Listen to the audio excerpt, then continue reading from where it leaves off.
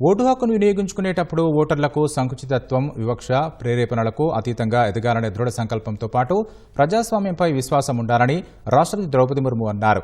తెలివైన ఓటర్లే ప్రజాస్వామ్యాన్ని బలంగా చేస్తారని ఢిల్లీలో నిర్వహించిన 15వ జాతీయ ఓటర్ల దినోత్సవ కార్యక్రమంలో ముర్ము తెలిపారు. ఈ కార్యక్రమానికి భారత ప్రధాన ఎన్నికల కమిషనర్ రాజీవ్ కుమార్, కేంద్ర మంత్రులు, వివిధ రాజకీయ పార్టీల ప్రతినిధులు హాజరయ్యారు. కొత్త సాంకేతికతలతో ఎన్నికల ప్రక్రియను ఎన్నికల సంఘం మరింత పారదర్శకంగా మారుస్తోందని ముర్ము తెలిపారు.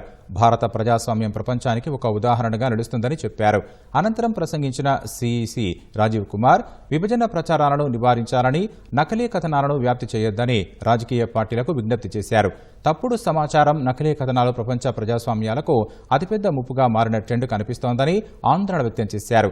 అలా చేయడం వల్ల ఎన్నికల ప్రక్రియపై యువతలో భ్రమలు కలుగుతాయని వివరించారు.